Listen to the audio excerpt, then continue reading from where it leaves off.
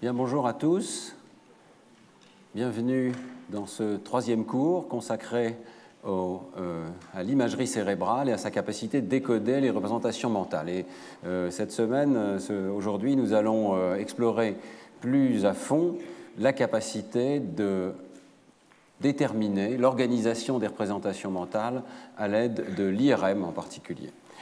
Et de faire des inférences assez fines sur l'organisation de ces représentations. Alors je vais revenir très en arrière dans le temps à un concept qui a été introduit par Roger Shepard en 1970, qui est le concept d'isomorphisme de second ordre. Et ça a l'air compliqué, mais je vais vous l'expliquer tout de suite. On peut commencer par des choses extrêmement simples. L'idée d'image dans le cerveau, c'est une idée qui est tout à fait naturelle lorsqu'on réfléchit à la manière dont notre cerveau représente le monde extérieur. C'est une idée qui est venue à l'esprit de grands scientifiques comme Broca, comme Charcot, l'idée qu'il y a des images dans notre cerveau et que lorsqu'on imagine un carré vert, il doit y avoir une sorte d'image analogue de ce carré dans notre cerveau. Et si vous regardez les diagrammes des premiers explorateurs du cerveau sur la base des lésions, la cloche de Charcot, par exemple, on voit des séquences de représentations mentales et chacune est considérée comme une sorte d'image. Image visuelle des mots, image auditive des mots, etc. Alors, ce concept d'image tient-il la route ? C'est un problème. On va voir que très rapidement, on arrive à des absurdités.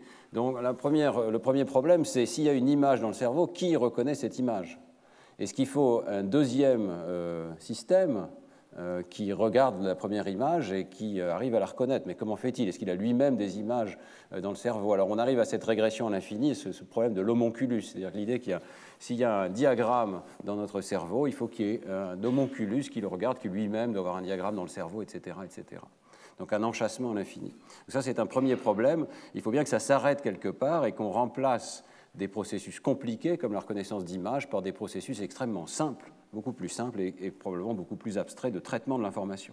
Alors cette notion de traitement de l'information, toutes ces idées issues de l'informatique, l'idée même qu'on puisse avoir des représentations du monde extérieur, évidemment, n'était pas disponible lors des toutes premières cartes du cerveau faites par les neuropsychologues. Bon, deuxième problème, c'est que comment allez-vous faire pour coder de l'information qui n'est pas immédiatement sous forme d'une image? Comment vous allez coller la couleur verte? Par des neurones verts? Ça ne va pas. Comment allez-vous coder des concepts abstraits comme le nombre, la liberté? Voilà. On pense aujourd'hui que tous ces concepts ne sont pas codés par des images, mais les images non plus. On pense que toutes ces informations sont codées par des vecteurs d'activité dans le cerveau. Chaque représentation mentale est, d'une manière ou d'une autre, un vecteur, peut-être dynamique, d'activité dans le cerveau.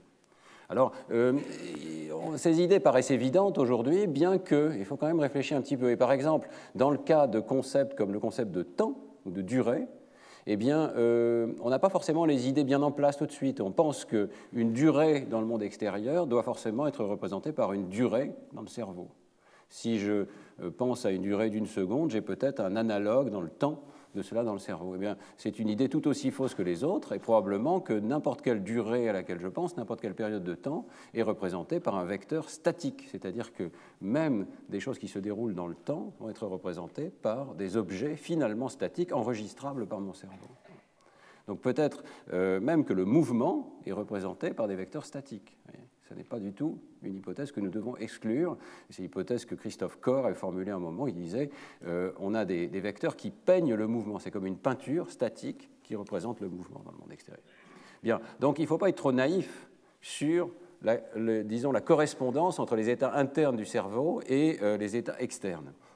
Et il serait vain d'espérer trouver une correspondance directe de l'un à l'autre entre les objets du monde extérieur et leur représentation interne dans le cerveau, ce qu'on pourrait appeler un isomorphisme de premier ordre, dans lequel il y aurait une image à l'extérieur et il y a forcément une image à l'intérieur. Alors si ce n'est pas un isomorphisme de premier ordre, qu'est-ce que c'est que cette cartographie interne-externe? Eh bien, d'après Shepard, on peut espérer trouver un isomorphisme de second ordre, c'est-à-dire une correspondance entre les relations des objets du monde extérieur et les relations des objets du monde intérieur, des représentations internes. Et c'est cela qu'on va chercher. C'est donc une métrique dans laquelle la représentation, par exemple, d'un rectangle doit ressembler plus à celle d'un carré qu'à celle d'un chou-fleur ou de tout autre objet de votre imagination. Il doit y avoir des ressemblances entre représentations internes qui correspondent aux ressemblances dans le monde externe. Donc si je code les objets par des vecteurs, il doit y avoir des ressemblances entre ces vecteurs, pour un rectangle et un carré par exemple, qui sont plus fortes et qui traduisent les ressemblances dans le monde extérieur. Et il doit être possible de faire des calculs avec ces vecteurs internes qui permettent d'anticiper sur ce qui va se passer dans le monde extérieur. Si j'ai la représentation mentale d'un objet, par exemple, et ça a été tout le travail justement de Roger Shepard, c'est lui qui a inventé la notion de rotation mentale. Si je représente mentalement un objet, je dois pouvoir transformer cette représentation interne, le faire tourner dans ma tête, par exemple, pour anticiper à quoi il va ressembler si je le voyais sous un angle différent. Cette transformation interne, ce n'est pas la transformation d'une image, c'est la transformation d'une représentation très abstraite, mais elle va me permettre d'anticiper, parce que la relation entre les objets internes A et B va être la même qu'entre les objets dans le monde extérieur.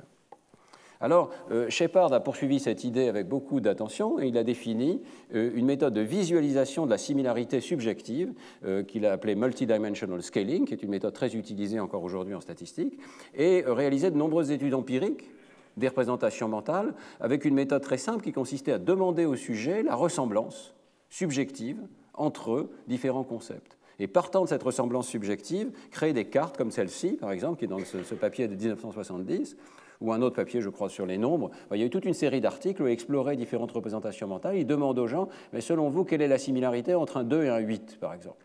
Alors, la similarité peut être jugée sur le plan visuel ou sur le plan conceptuel. Et au niveau conceptuel, vous arrivez à des sortes de cartes comme celle-ci, dans lesquelles, avec cette méthode de multidimensional scaling, on part de la matrice de similarité subjective entre tous les objets de 0 à 9 ici, et on projette cette matrice de similarité sur un espace. Ici, c'est un espace bidimensionnel qui suffit à représenter les données.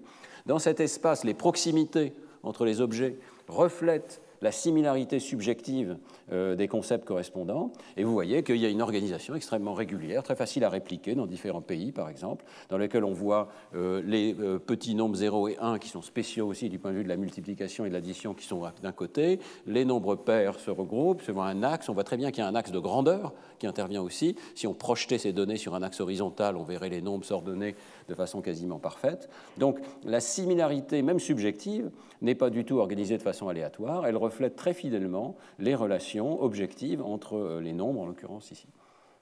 Alors c'est une méthode psychologique qui a été utilisée par Shepard, et la raison pour laquelle je vous en parle aujourd'hui, c'est que cette méthode peut être étendue de façon extrêmement intéressante à l'analyse de l'imagerie cérébrale. C'est ce qu'on appelle l'analyse de la similarité des représentations, en anglais Representational Similarity Analysis ou RSA.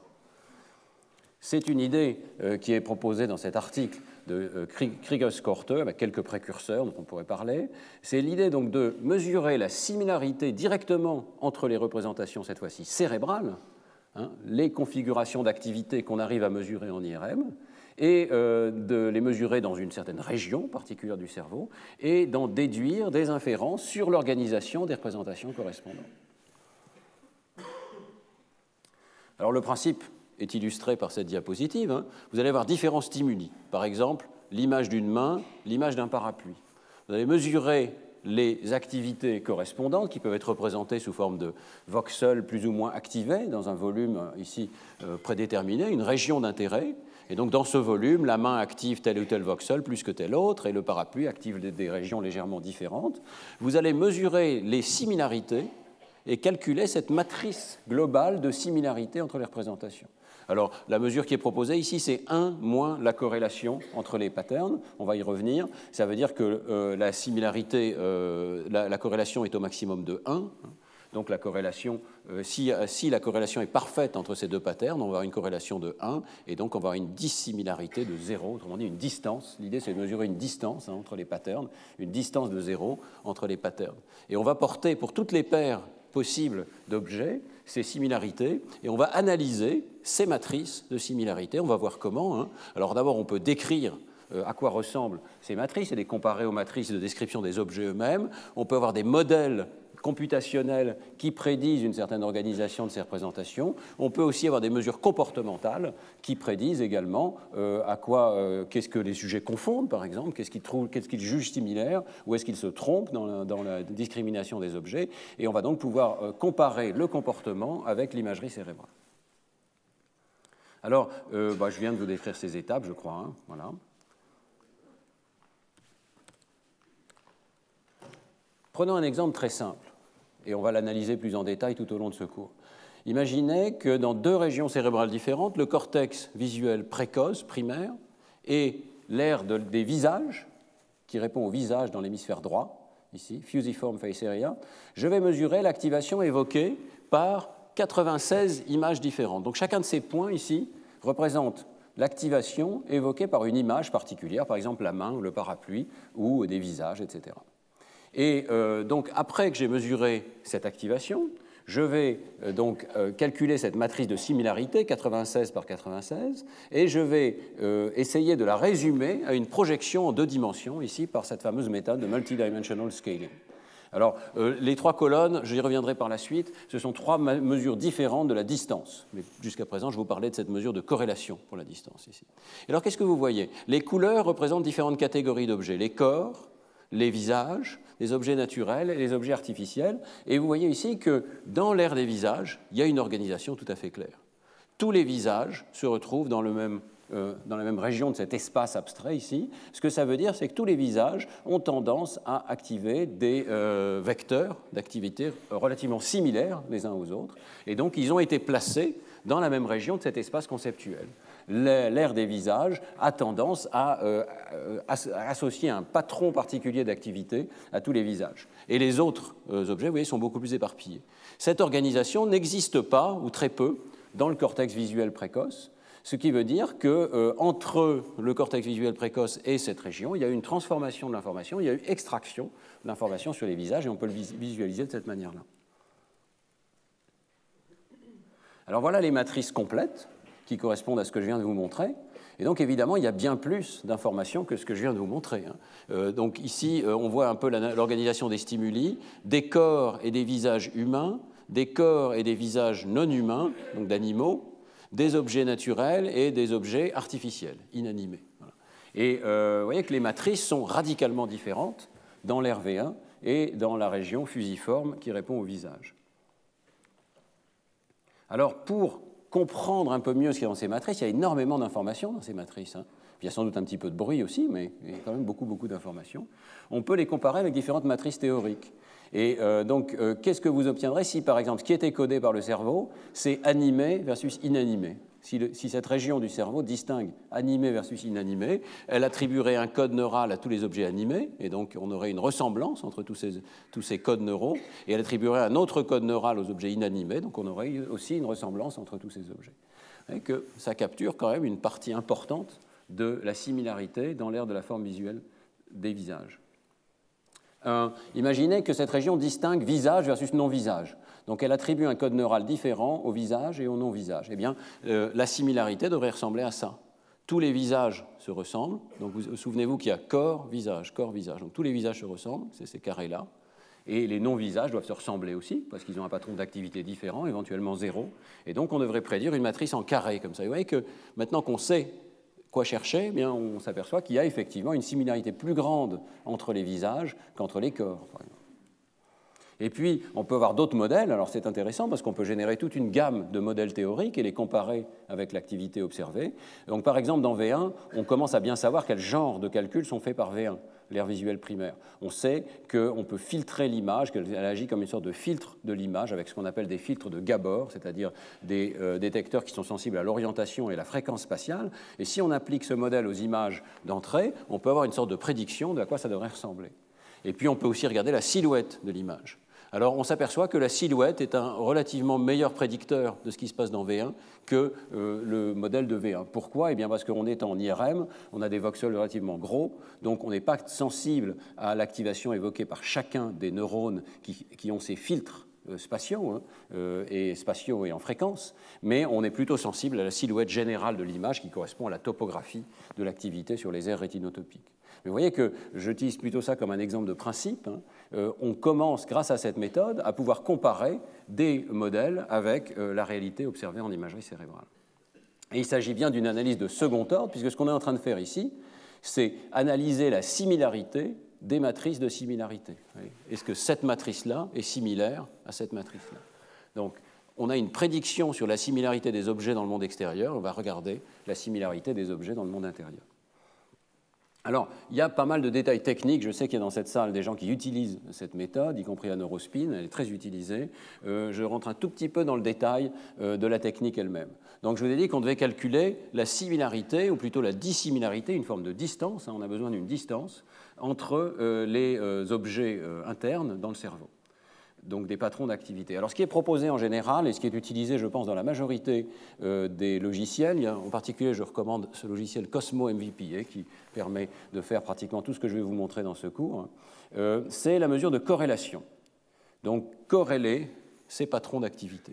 Alors la corrélation a un certain nombre d'intérêts et peut-être le principal d'entre eux, c'est qu'elle va s'abstraire complètement des différences d'activation moyenne et d'amplitude.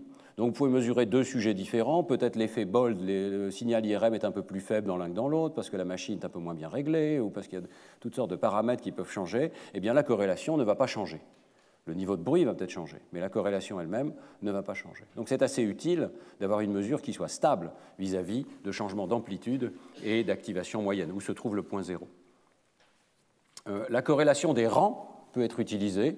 On n'a pas forcément besoin d'une mesure métrique, on peut avoir une mesure non métrique, et elle évite à ce moment-là de faire l'hypothèse d'une relation linéaire entre les activations observées et le modèle qu'on cherche à tester, par exemple.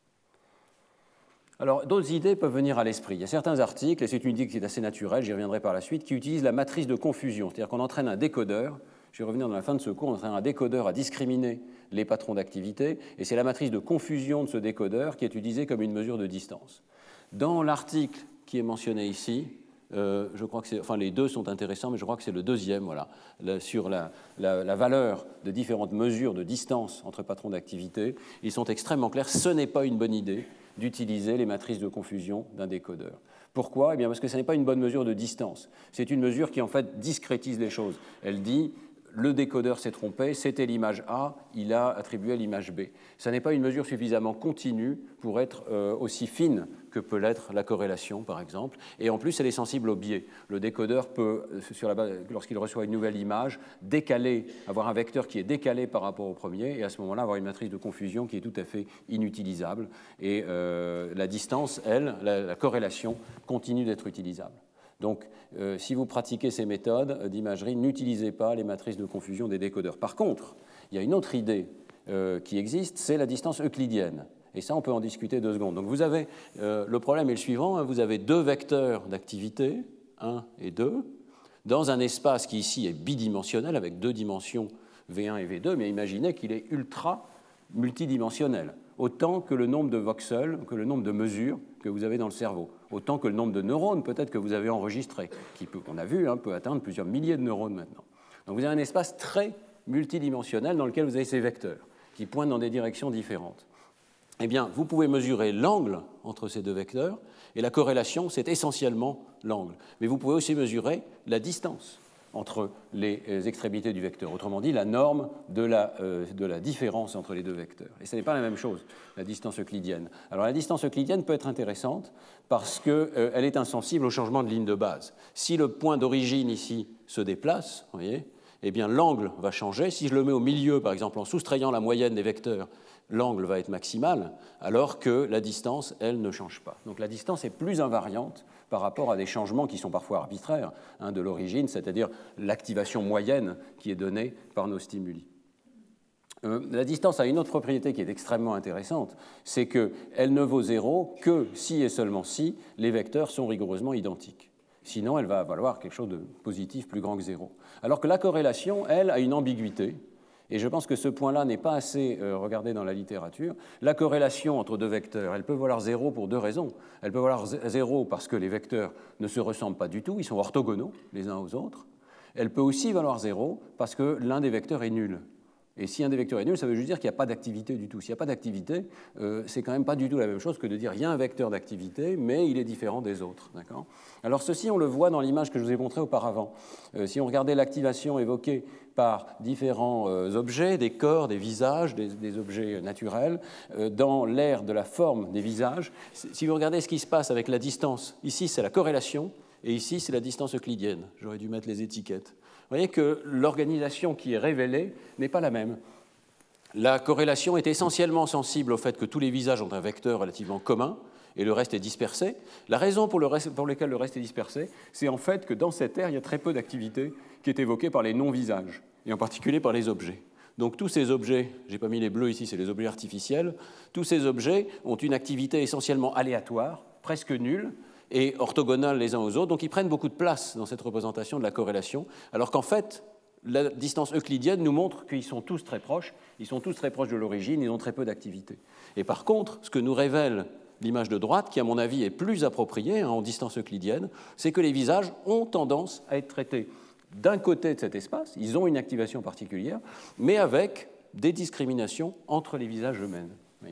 Donc la distance euclidienne nous dit qu'il y a vraiment quelque chose de particulier qui se passe pour les visages dans cette région, et tous ces objets-là, par contre, se ressemblent et en fait sont proches de l'origine. Voilà.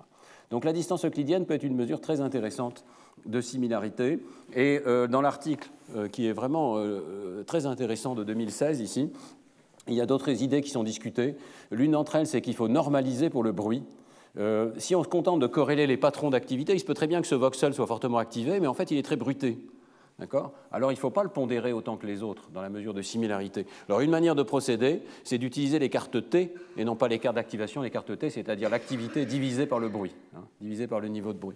Et il y a une autre manière de faire, je ne vais pas rentrer dans le détail, mais qui s'appelle la méthode de la distance de Mahalanobis, qui consiste à utiliser la matrice de covariance entre les voxels pour normaliser pour le bruit. Donc en fait, il recommande fortement d'utiliser la distance de Mahalanobis pour mesurer les distances entre ces vecteurs avec la distance euclidienne. Et le dernier point qui est intéressant, c'est qu'on peut avoir une cross-validation. Alors, c'est encore plus technique, mais souvent, on a envie d'utiliser deux ensembles de données différents, indépendants les uns des autres, pour tenir compte du bruit dans les images. J'avais montré ça la fois précédente avec les travaux de Haxby qui divisaient, je ne sais pas si vous vous souvenez, la moitié des données impaires versus la moitié des données paires pour regarder la corrélation entre les deux et avoir une vraie idée de la reproductibilité des images d'imagerie cérébrale. Ici, c'est la même idée appliquée aux matrices de distance. Et ce n'est pas bête du tout. C'est vrai que si vous mesurez une distance euclidienne, elle ne va jamais valoir 0. Dès qu'il y a du bruit dans les données, elle ne vaudra pas 0 pour deux mesures qui ont été faites deux fois. Alors, c'est un problème, parce que vous pouvez faire une mesure deux fois et mesurer deux fois le même objet, vous devriez obtenir une distance de 0, mais parce qu'il y a du bruit, il n'y aura jamais exactement le même vecteur, et donc il y aura une distance non nulle entre les deux. Alors la proposition qui est faite ici, c'est une distance euclidienne cross-validée. Je vous laisse regarder la formule. La distance normale, c'est un produit scalaire, ici, avec deux fois le même vecteur, c'est ça qui nous donne la norme. Et la proposition, c'est qu'on fasse un produit scalaire entre le vecteur mesuré une première fois et le vecteur mesuré une deuxième fois, dans deux données indépendantes. Et à ce moment-là, vous allez obtenir un produit scalaire de 0 si les données sont reproductibles, quel que soit le niveau de bruit qui existe dans vos données. Voilà, je m'excuse pour ces détails techniques, mais ils sont absolument nécessaires pour savoir exactement ce qu'on fait, parce que vous voyez qu'il y a quand même un traitement de l'information qui est considérable entre la mesure de l'activité, la mesure de la similarité, l'analyse de ces mesures de similarité, pour les projetant, par exemple, sur une image comme celle-ci. Alors, ce qui est quand même remarquable, c'est que cette mesure d'analyse de similarité des représentations, c'est comme un couteau suisse qu'on va pouvoir utiliser dans toutes sortes de domaines, dans toutes sortes de questions. Et la proposition de Nicolas Krigos-Cortès, c'est que c'est vraiment une manière de connecter les différentes branches des neurosciences des systèmes. Pourquoi ? Parce qu'on va pouvoir réduire toutes sortes de données à des matrices de similarité et les analyser. Donc, ce que je vous ai déjà dit, c'est qu'on pouvait tout à fait analyser la différence entre un sujet et un autre sujet ici. Ils ont des régions activées qui sont différentes, des patrons d'activité qui sont différentes, mais s'ils pensent au même concept, eh bien, ils vont avoir des matrices de similarité qui doivent être semblables. Nous avons tous, quelque part dans le cerveau, des notions de similarité qui sont semblables.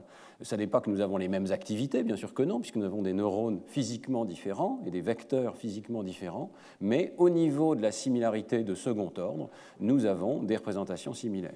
Donc on va pouvoir comparer la même région chez deux sujets différents. Mais on va pouvoir aussi comparer des régions entre elles, par exemple la région A avec la région B, donc V1 versus l'aire des visages. Et pourquoi pas aller vers une autre espèce, aller voir ce qui se passe chez le singe. Et là aussi, avec peut-être des méthodes très différentes, on va pouvoir trouver des matrices de similarité. Et pourquoi pas des neurones individuels ? Et pourquoi pas des méthodes d'imagerie complètement différentes ? À chaque fois, on va pouvoir calculer la similarité entre représentations. Et on peut avoir des modèles théoriques qui eux-mêmes nous génèrent des matrices de similarité. Alors on va regarder dans ce cours 4 applications de cette méthode. D'abord, ce qu'on appelle l'hyperalignement, la capacité de regarder deux sujets différents et d'aligner leurs représentations. Ensuite, la comparaison interespèces entre l'homme et le singe. Ensuite, la comparaison entre l'homme et le comportement, parce que je ne sais pas si c'est marqué quelque part sur la diapositive, mais on peut tout à fait avoir des mesures comportementales de similarité. Et enfin, nous verrons un exemple où on utilise cette méthode pour regarder des représentations cognitives de très haut niveau, par exemple celle du nombre dans le cerveau, puisque c'est l'exemple que je file à travers les différents cours. Alors, premier exemple, cette notion d'hyperalignement. Qu'est-ce que c'est cette histoire? Eh bien, vous savez qu'on a un problème d'alignement d'un sujet à l'autre. Nous avons tous des cerveaux qui sont plissés différemment. Et il faut réussir à les amener dans un espace commun.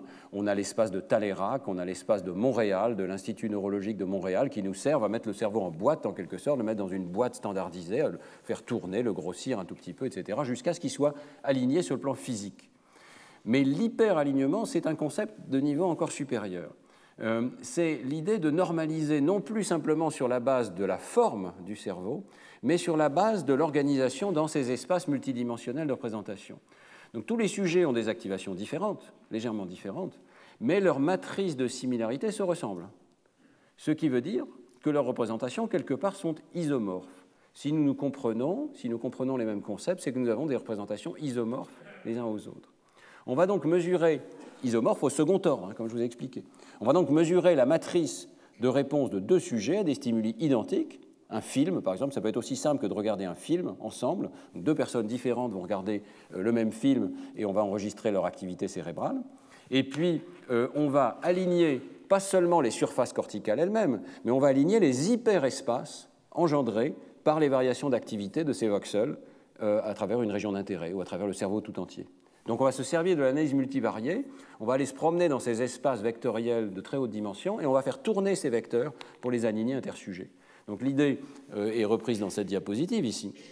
Différents moments du film peuvent contenir par exemple des visages, par exemple des objets, par exemple des paysages. Tout ceci va créer des patrons d'activité différents, mais similaires d'un sujet à l'autre. Dans un cours précédent, je vous ai montré que lorsque plusieurs personnes regardent le même film, leurs cerveaux sont synchronisés. Et c'est assez logique.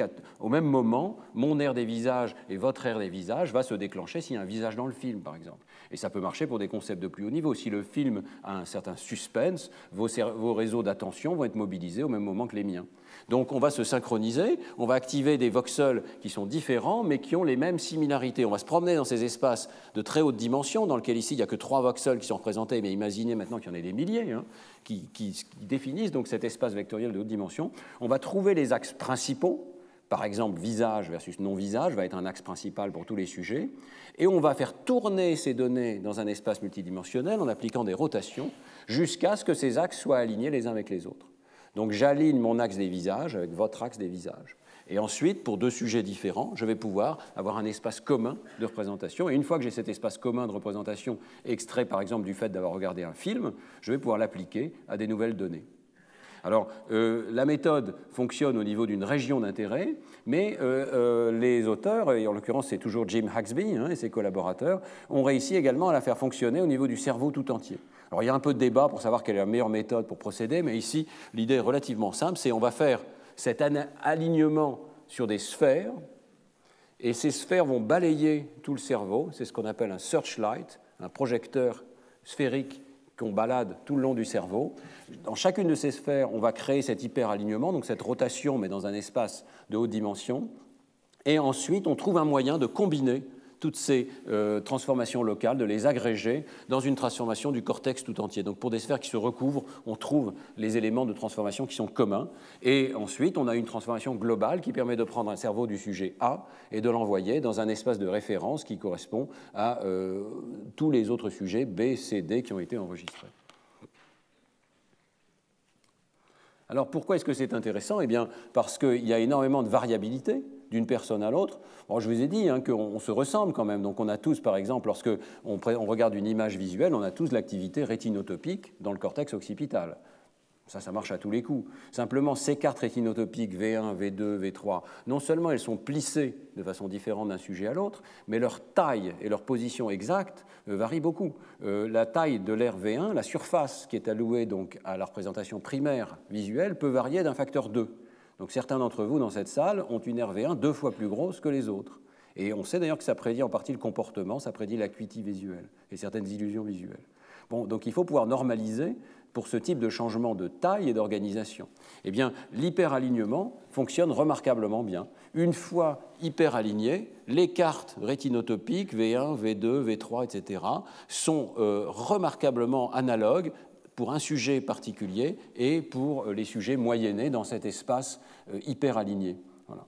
On voit ici une mesure qui est simplement la mesure de corrélation entre cartes pour les cartes d'angle sur la rétine et pour les cartes d'excentricité par rapport au centre de la rétine de façon de plus en plus excentrique. Vous voyez que dans les deux cas, si on se contente d'un alignement traditionnel, comme peut le faire le logiciel SPM par exemple, c'est-à-dire un alignement fondé uniquement sur l'anatomie, les sillons sont alignés entre eux, etc., on arrive à des valeurs de corrélation qui ne sont pas nulles, donc les sujets se ressemblent entre eux, mais c'est seulement, vous voyez, 0,4, quelque chose comme ça, ou 0,5 ici.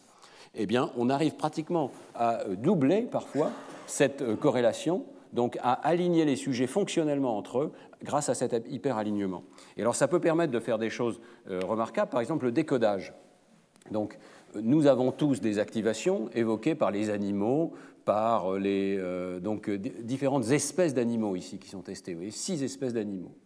Donc je ne sais pas, des serpents, des mammifères, etc.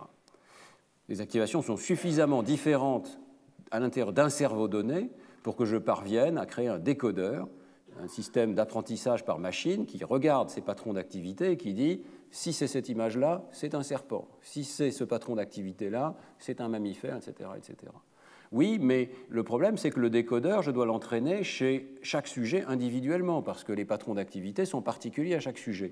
Alors, est-ce que je peux résoudre le problème d'hyper-aligner un sujet de sorte que j'entraîne le décodeur sur le sujet 1, mais le décodeur va fonctionner sur le sujet 2 ? Eh bien, grâce à l'hyper-alignement, on y arrive, et c'est ce qui est montré dans cette image ici. Donc, intra-sujet, voilà toutes les régions ici, où si je prends une petite sphère, je suis capable de décoder, mieux que le hasard, laquelle des 6 espèces d'animaux a été présentée. Toujours sur des images nouvelles, toujours avec ce qu'on appelle leave one out, ou en laissant 10% des données pour la généralisation. Donc c'est déjà pas trivial. À l'intérieur d'une personne donnée, grâce à ces régions qui sont largement des régions, vous voyez, du cortex occipital et occipito-temporal, ici postérieur, je suis capable de dire s'il s'agit de l'image d'un mammifère, d'un serpent ou d'une autre espèce. Bien, parmi 6 espèces possibles. Le problème, c'est si j'applique ce décodeur appris chez un sujet à un autre sujet, sans hyperalignement, juste avec l'alignement anatomique, ça généralise très peu. C'est-à-dire que j'ai besoin d'un décodeur différent, très largement différent, pour passer d'un sujet A à un sujet B, à un sujet C. Je dois entraîner le décodeur sur chaque cerveau avant de pouvoir l'utiliser. Grâce à l'hyperalignement, c'est la ligne d'en bas ici, ça n'est plus le cas. Je fais toujours aussi bien intra-sujet, je n'ai pas perdu d'informations dans cet hyperalignement, mais maintenant, je généralise à des sujets nouveaux.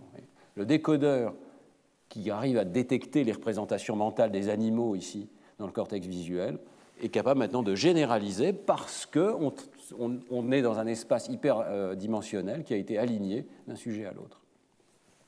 Donc c'est très important pour le décodage, très important pour les méthodes de communication homme-machine d'avoir ces méthodes d'alignement des représentations des sujets les uns par rapport aux autres. Alors deuxième exemple d'application de cette méthode de representational similarity, de similarité des représentations. Est-ce qu'un singe et un homme représentent les objets de la même manière ? Question difficile à poser, d'autant plus que ce n'est pas facile de faire l'imagerie identique, dans des conditions identiques, dans les deux espèces.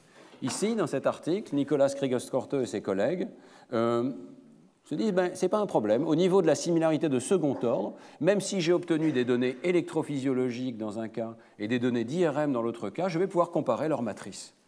Donc, ils enregistrent des activations évoquées par 92 images et ils le font chez 2 singes macaques et chez 4 humains.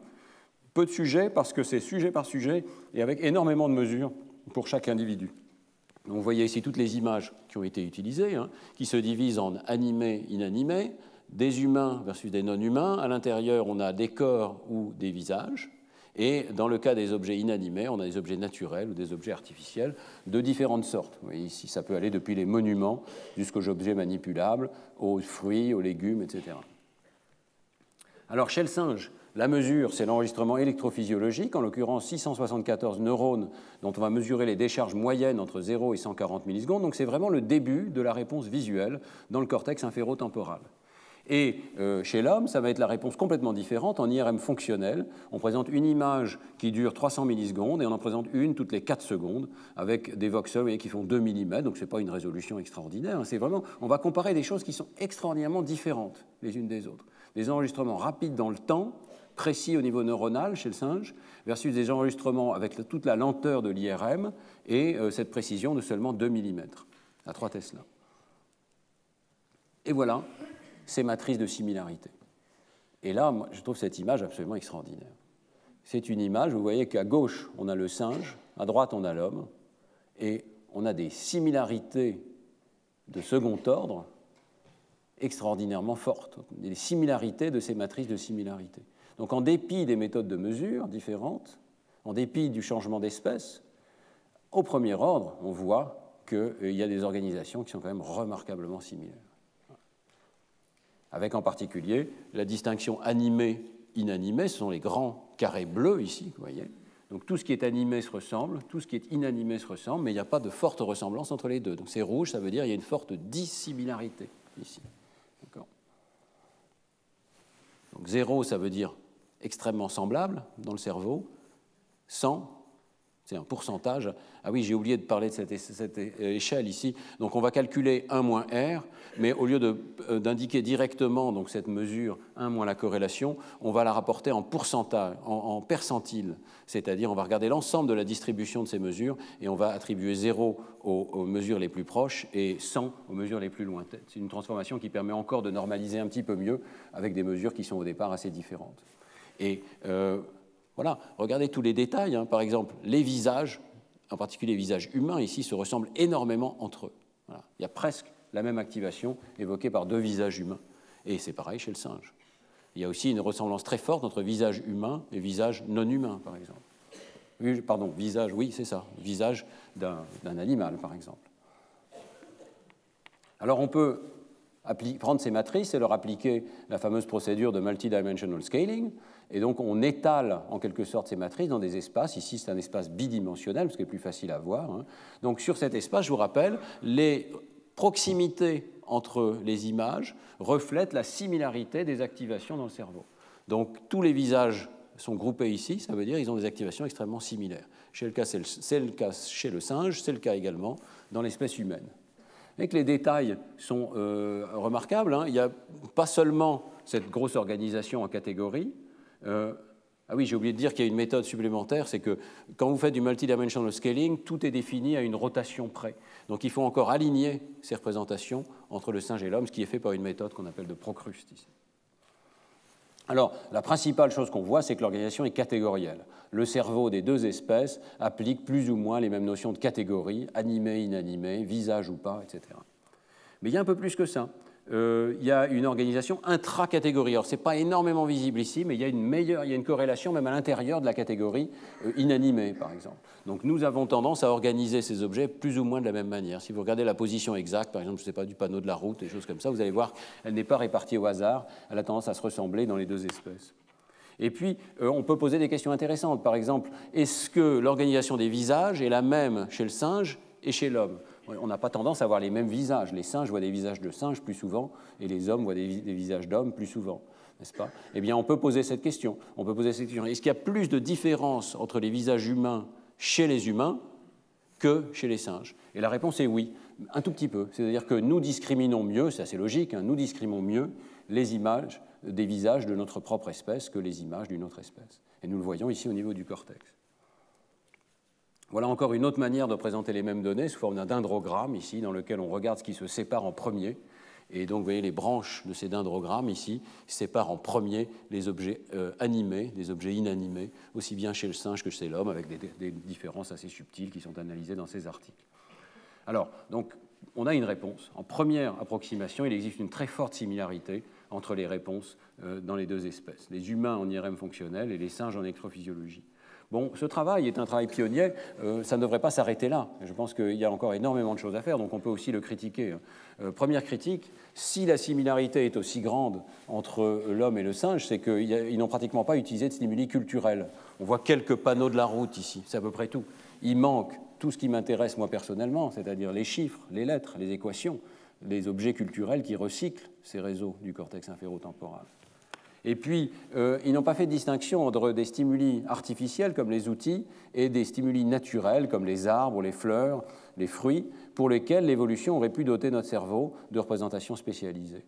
Donc, en réalité, il est tout à fait possible qu'il y ait là des différences très importantes, hein, que nous recyclions des systèmes qui soient spécialisés, par exemple, pour les arbres et les fleurs. Et puis, troisième critique, qui est difficile évidemment, hein, mais on ne peut pas dire que ces stimuli soient réellement exhaustifs, on n'en sait rien. Ce serait intéressant d'essayer de déterminer de façon objective, avec les méthodes d'analyse d'images aujourd'hui, qu'est-ce qui serait un stimulus objectivement représentatif de la diversité des choses que nous voyons dans le monde naturel et de la diversité des choses que les singes voient dans le monde naturel. Donc il y a énormément de travail, mais les méthodes en question permettront d'y répondre dans les années à venir. Troisième exemple, et je m'appuie toujours sur ces données de Nicolas Krieger-Korte, hein, est-ce qu'on peut passer de l'analyse de ces activations cérébrales aux similarités des réponses des sujets? Est-ce que les gens jugent similaires? Alors, ils font le travail ici de la manière suivante. Ils prennent des sujets humains, ils les scannent, mais ils leur demandent aussi de faire une tâche qui est subjective, qui en l'occurrence consiste à prendre des objets, alors un sous-ensemble des objets qui ont été utilisés dans la manip, et à les placer dans l'espace de manière à ce qu'ils soient organisés par leur similarité.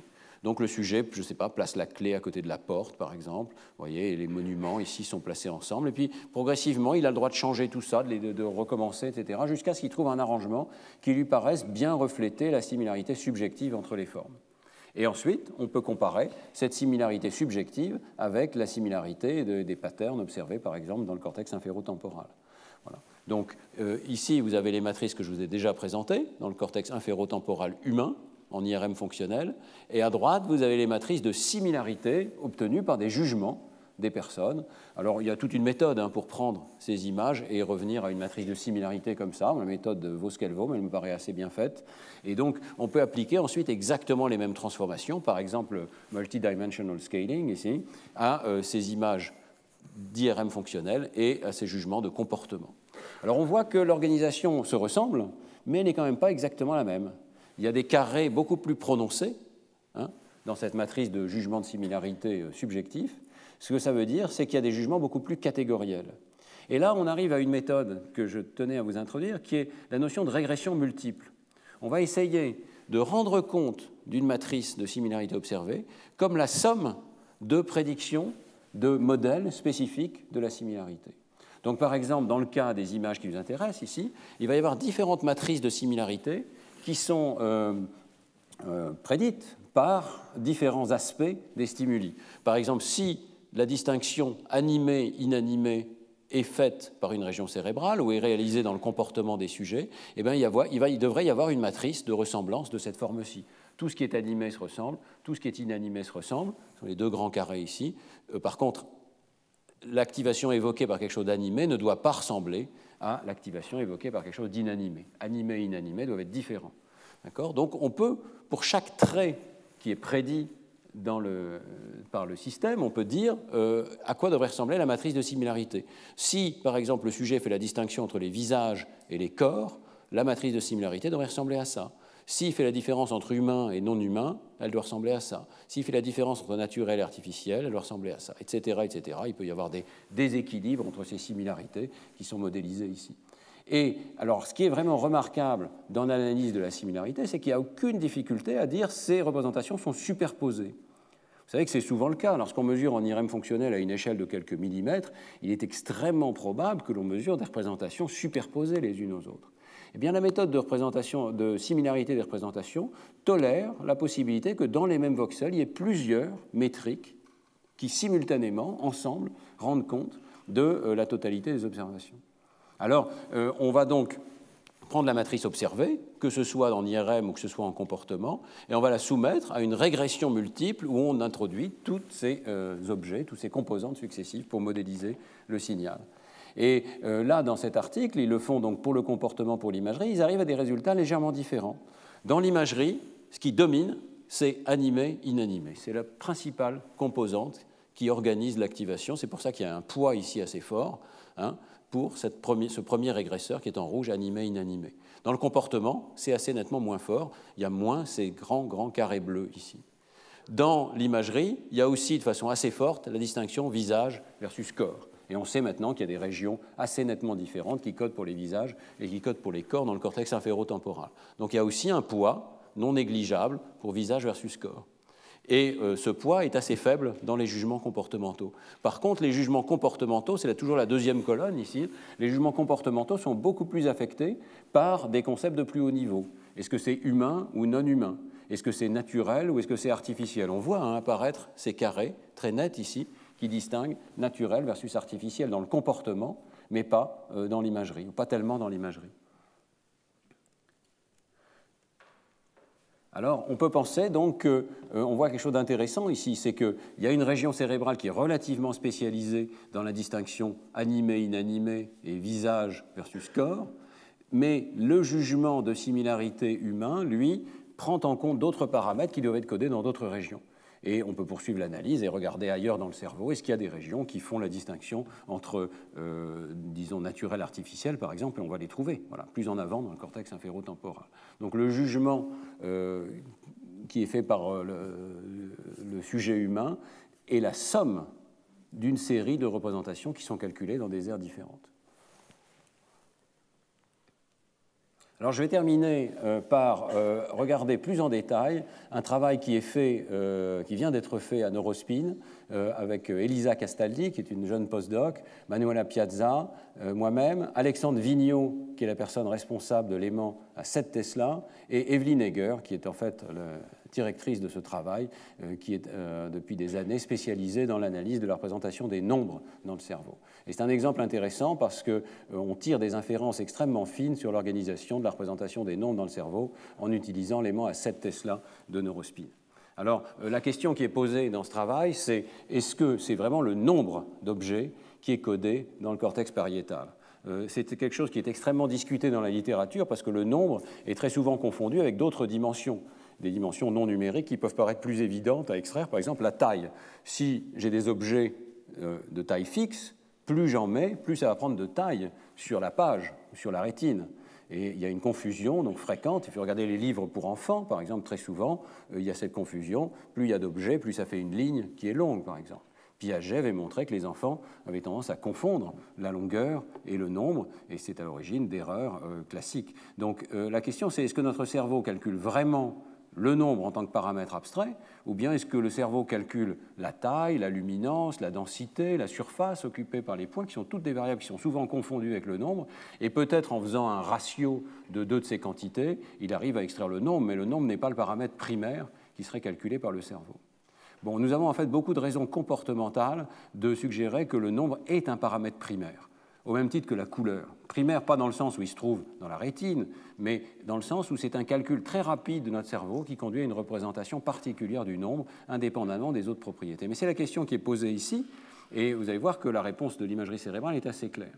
Alors, première chose, on crée un espace de stimuli dans lequel ces paramètres sont bien séparés, maximalement séparés les uns des autres. Et ensuite, on va utiliser l'IRM à 7 Tesla et cette analyse multivariée des configurations d'activité pour regarder l'organisation correspondante. Donc, dans cette expérience, il y a 18 conditions expérimentales. Mais au lieu d'être 18 images de mains, de corps, etc., c'est 18 configurations de nombres et des autres paramètres non numériques. Donc, si on regarde ces matrices, elles sont constituées de variations orthogonales de 3 facteurs différents. D'abord, il y a le nombre qui varie, mais que le nombre de points varie. Ça peut être 6, 10 ou 17. Ils sont à peu près dans des rapports constants. C'est le rapport qui compte pour le nombre. Donc, vous voyez, 17 points, ici 10 points, 6 points. Les deux autres axes correspondent à la taille moyenne des items, qui peuvent être petits, moyens ou grands. Je ne sais pas si vous le voyez bien ici. Donc, il y a des petits points, des grands points. Pardon, il faut que je me promène sur l'axe horizontal, voilà, des points petits, moyens ou grands. Et puis, il y a une deuxième variation ici, qui est marquée TFA, ça veut dire Total Field Area, c'est la surface totale qui est occupée par les points. Vous voyez que ça occupe de plus en plus d'espace. Ici, tous les points sont regroupés dans un espace relativement petit. Ici, ils sont éparpillés sur un espace nettement plus grand. Donc ce sont 3 paramètres qui sont variés ici. On peut aussi décrire les stimuli avec l'aide d'autres paramètres, comme la densité, par exemple. La question qui va être posée, c'est qu'est-ce qui compte pour la similarité des représentations? Est-ce que c'est juste le nombre, ou bien est-ce que c'est aussi ces autres paramètres? Alors, l'expérience est assez simple, assez monotone aussi pour le pauvre participant, hein. Il passe un temps considérable de l'ordre d'1 heure dans l'IRM à regarder des nuages de points, comme ça. On lui présente pendant 500 millisecondes. Il y a un intervalle de l'ordre de 3 secondes et demie à 5 secondes et demie entre ces nuages de points. Et il regarde, il regarde, il regarde. Il n'y a pas grand-chose à faire, sauf lorsque le point rouge arrive. À ce moment-là, il doit répondre, est-ce que c'était le même nombre que l'item précédent? Ou bien est-ce que c'était la même taille que l'item précédent? Donc il est obligé de faire attention tout le temps parce qu'il ne sait pas quand est-ce que va arriver cette question ici.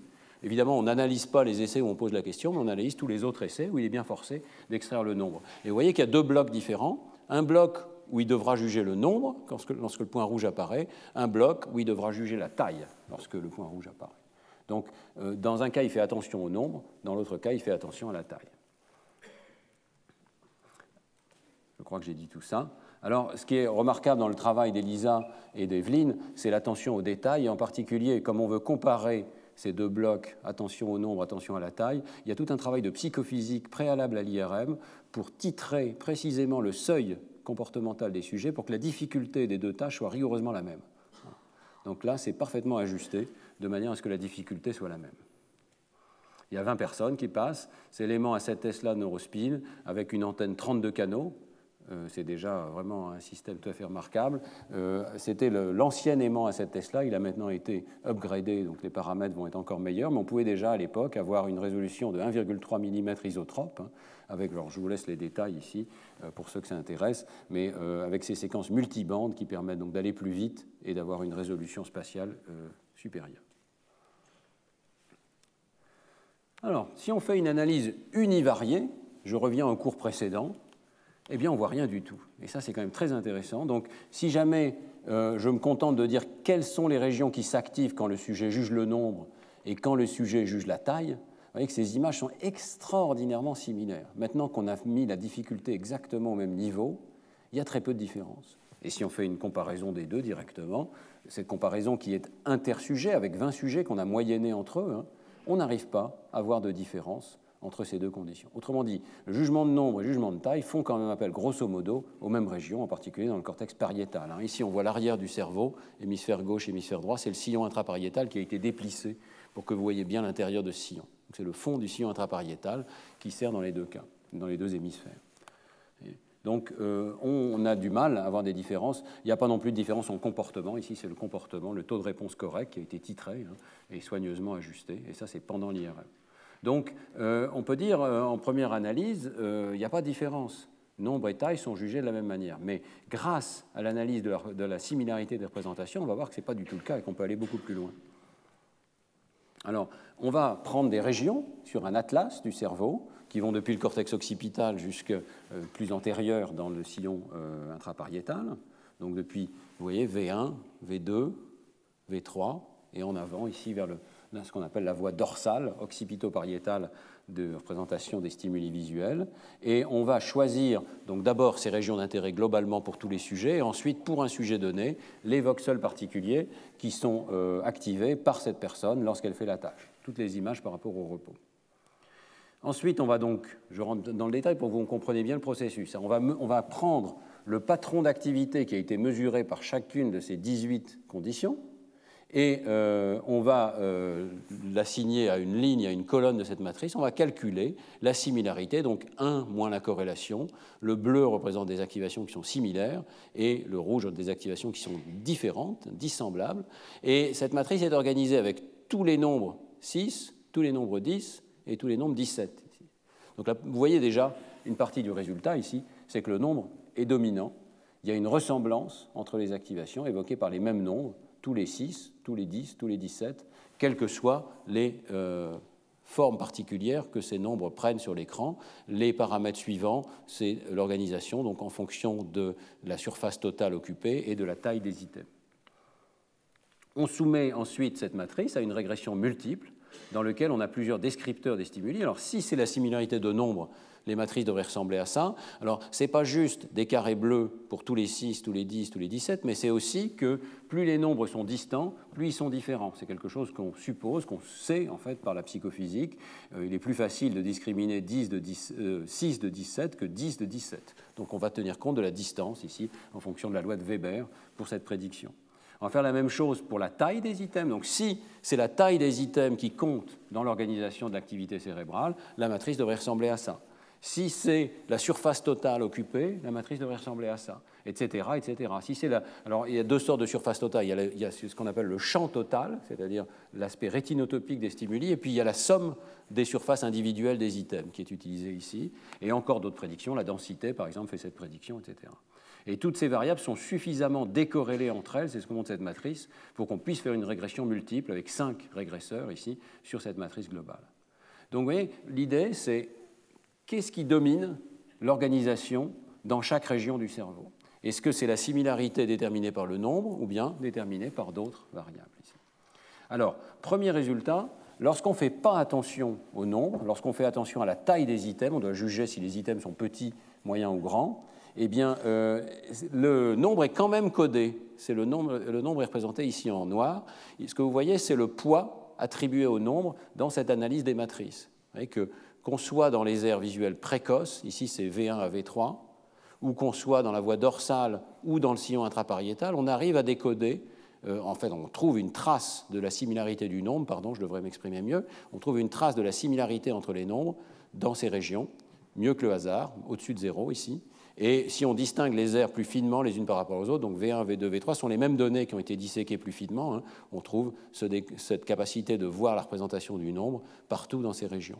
Mais on voit aussi qu'un paramètre comme le champ total est mieux codé, il est plus dominant, et en particulier dans les aires précoces V1, V2, V3.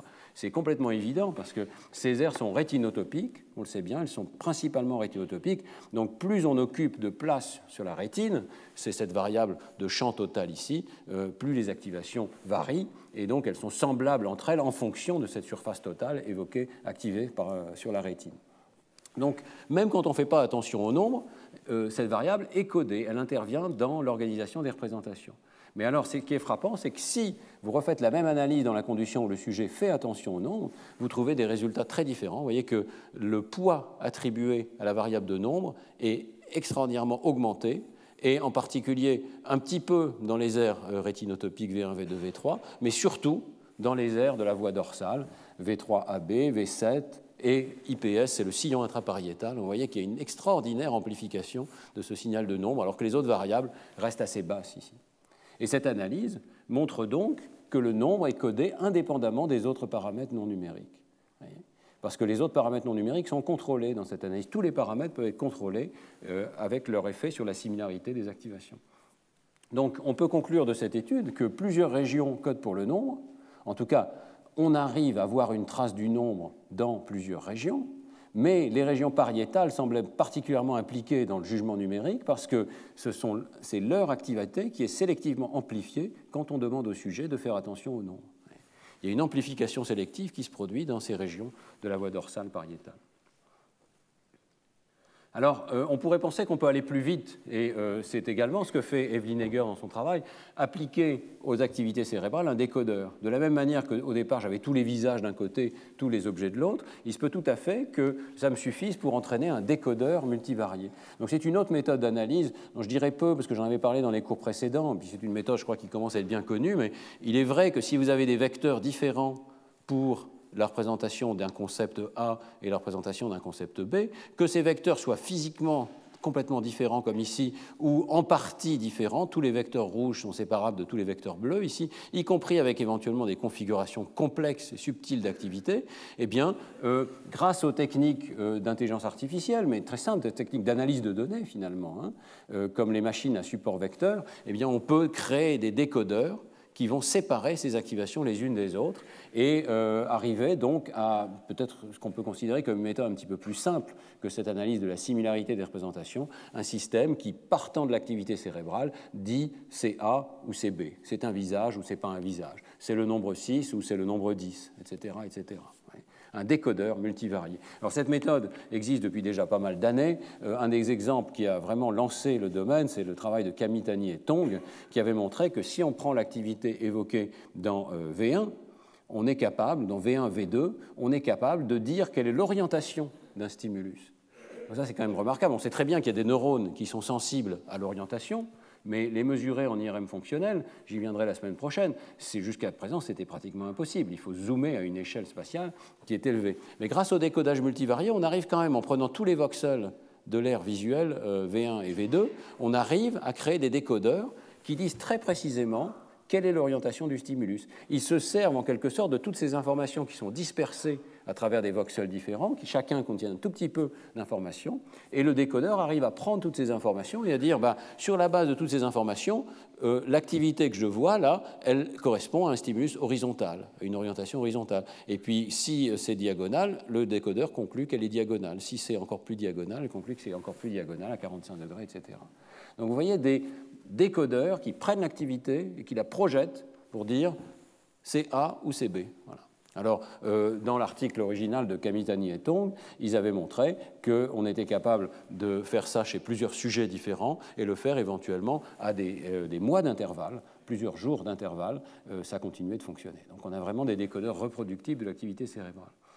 Alors, la raison pour laquelle je mentionne ça, c'est que Evelyne et Elisa appliquent ce décodeur aux mêmes données exactes qu'elles ont obtenues sur l'activité évoquée par le nombre de stimuli 6, 10 et 17.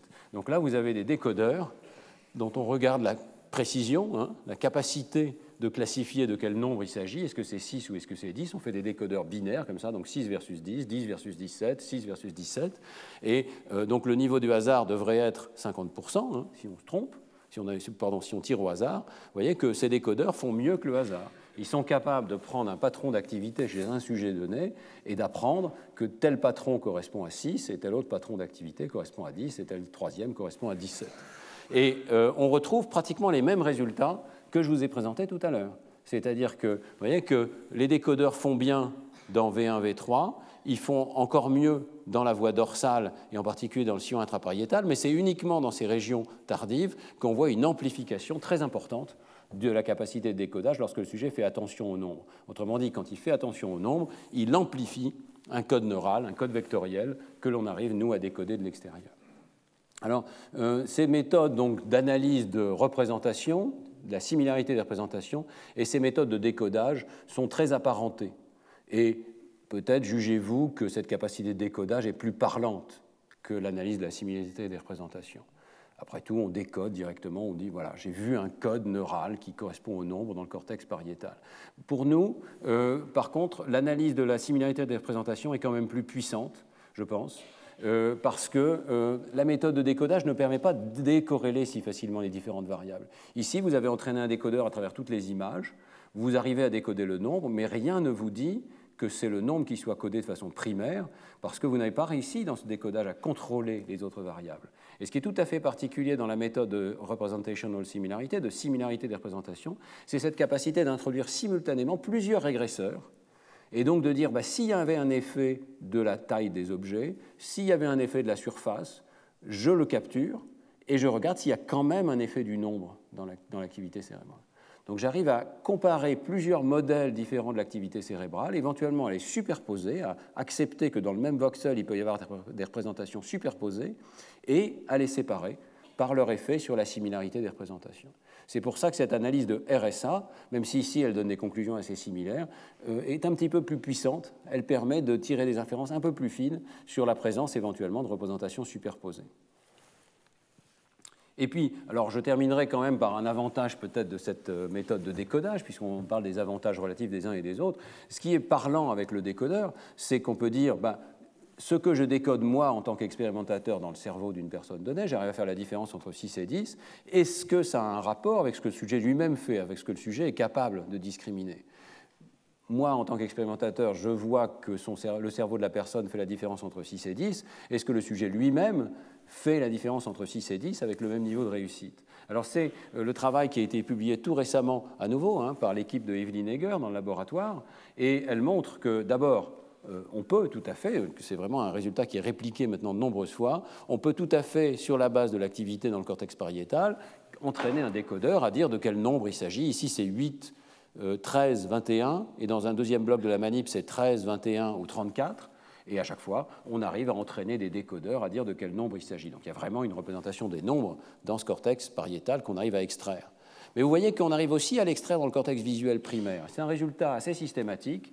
Il y a suffisamment de différences entre les stimuli pour qu'un décodeur arrive à regarder ce qui se passe dans le cortex visuel primaire et dire de quel nombre il s'agit. Donc ces matrices ici, elles veulent dire que le décodeur dit que c'est 8 quand c'est 8, il dit que c'est 13 quand c'est 13, il dit que c'est 21 quand c'est 21. Vous voyez, la diagonale est chaude, ça veut dire qu'il classifie les stimuli convenablement. Eh bien, ce que Eveline a montré, c'est que d'accord, je peux décoder dans V1, je peux décoder dans le cortex intrapariétal, mais il n'y a que dans le cortex intrapariétal que j'ai une corrélation avec le comportement. Si je regarde la corrélation avec le comportement des sujets, la corrélation n'existe pas dans V1, elle existe dans le cortex pariétal. Ce qui est corrélé ici, dans l'axe des X, c'est ce qu'on appelle la fraction de Weber, c'est-à-dire la capacité des sujets à faire des différences fines entre les nombres. Est-ce que je fais la différence entre 15 et 17, ou bien entre 15 et 18, ou bien entre 15 et 19 ? Il y a une variable qui distingue les sujets entre eux, qui est ce qu'on appelle la fraction de Weber. C'est en gros le pourcentage de discrimination dont vous êtes capable. Ici, ça va entre 12% jusqu'à 16%. Je simplifie, mais c'est à peu près ça. Et vous voyez que plus la discrimination est bonne dans le cortex pariétal, plus ce pourcentage de discriminabilité d'un sujet à l'autre est faible. C'est pour ça qu'il y a une corrélation négative ici. Donc les sujets qui sont bons, ils sont ici en bas de l'échelle, ceux qui ont une capacité de discrimination très fine des nombres, sont aussi ceux dont le cortex pariétal distingue le mieux les nombres, alors que ce n'est pas le cas dans le cortex visuel primaire. Donc on pense que, bien qu'on puisse décoder les nombres aussi bien dans le cortex V1 que dans le cortex intrapariétal, il n'y a que dans le cortex intrapariétal que c'est la représentation qui est utilisée par les sujets. C'est elle qui est amplifiée par l'attention lorsqu'on demande de juger le nombre, et c'est elle qui corrèle avec la performance des sujets à travers, c'est vrai, un nombre assez petit de sujets. Il y a 12 sujets dans cette expérience. Il faudrait sûrement répliquer avec un nombre plus grand, mais enfin, il y a une corrélation avec la performance, et c'est particulièrement vrai dans l'aire qu'on appelle LIP, latéral intrapariétal, de l'hémisphère droit ici, où là, la corrélation devient tout à fait intéressante. Donc le sujet, sans doute, utilise un certain nombre de représentations pour extraire le nombre, mais celle de cette région LIP à droite, ici, est peut-être particulièrement prépondérante dans ses jugements. Alors vous voyez que là, le décodage a peut-être un intérêt particulier, c'est que c'est plus parlant, quelque part. Je décode un signal dans le cerveau, le sujet, lui, décode un signal sur sa rétine, arrive à répondre, il y a une corrélation ou pas entre les deux, je peux mettre les deux directement en rapport. Je pourrais faire la même chose avec l'analyse de la similarité des représentations, mais ce serait un petit peu plus indirect. Par contre, le décodage nous indique aussi une chose qu'il ne faut jamais oublier, c'est j'arrive à décoder les stimuli dans V1, mais le sujet n'a pas l'air de les utiliser. Ça n'a pas l'air d'être ce que le sujet utilise pour répondre. Autrement dit, je ne dois jamais oublier que ce que je décode, moi, en tant qu'expérimentateur dans le cerveau du sujet, lui, ne l'utilise pas forcément. Je peux être tout à fait capable de voir des choses dans le cerveau d'une personne qui ne sont pas celles que le cerveau utilise pour faire ses calculs. Il y a des différences dans V1 que je peux utiliser, mais ce n'est peut-être pas celles que le sujet lui-même utilise. Alors ça, c'est un point qu'il faut toujours garder à l'esprit. Je ne sais pas, imaginer qu'un ingénieur regarde une locomotive, il se peut qu'il regarde le sifflet de la vapeur de la locomotive et qu'il arrive sur cette base-là à dire quelle est la vitesse, quelle est la pression dans la machine, mais ce n'est pas le sifflet qui est utilisé par la machine pour déterminer sa vitesse, c'est un effet tout à fait indirect. Je pense que c'est la même chose dans V1 ici. Avec l'imagerie cérébrale, on est capable de faire une sorte de somme de toute l'activité évoquée par V1, et le décodeur qui est entraîné ici, il a accès à toute l'activité. Les neurones, eux, ne voient pas ça, ils voient un tout petit champ récepteur, ils voient un petit sous-ensemble de neurones parce qu'ils ont seulement quelques milliers de synapses en provenance des autres neurones, donc ils n'ont pas cette vision globale que nous, en tant qu'expérimentateurs, nous avons sur cette région, et nous décodons des choses qui ne sont probablement pas accessibles au cerveau lui-même. Dans les cours sur le traitement subliminal de l'information, je vous avais montré qu'on arrivait à décoder, en tant qu'expérimentateur, des informations inconscientes auxquelles le sujet lui-même n'avait pas accès. Donc, il faut être extrêmement prudent. Ces méthodes de décodage et d'analyse multivariée nous révèlent l'organisation d'activités cérébrales d'une manière qui n'est pas forcément celle qui est utilisée par le cerveau lui-même. Voilà, alors j'espère vous avoir fait une sorte de panorama de ces méthodes d'analyse multivariée. On y a consacré pratiquement 2 cours, puisque je vous avais déjà terminé le cours précédent par la présentation de ces matrices qui nous donnaient des informations très utiles sur l'évolution de la représentation des mots et des visages chez les enfants. Donc toutes ces méthodes multivariées qui nous permettent de regarder le code vectoriel des objets mentaux avec hyperalignement d'un sujet à l'autre et décodage éventuellement de ces représentations. Ce sont les chevaux de trait, si l'on peut dire, de l'imagerie cérébrale. Ce sont vraiment les outils de tous les jours de l'imagerie cérébrale maintenant. Et c'est un thème récurrent, je crois, dans ce cours, hein, vous aurez compris. On ne se contente pas de mettre une personne dans la machine et de voir des images nous révéler comment son cerveau est organisé. Il y a tout un travail théorique, mathématique, complexe, pour traiter ces données, pour arriver à en extraire l'organisation des représentations. Alors, la question reste posée. Est-ce qu'on ne pourrait pas faire un peu plus direct ? Si on était capable de zoomer, de faire des images plus précises, est-ce qu'on arriverait à voir plus directement les codes neuronaux ? Ce sera l'objet du cours de la semaine prochaine. Merci beaucoup de votre attention.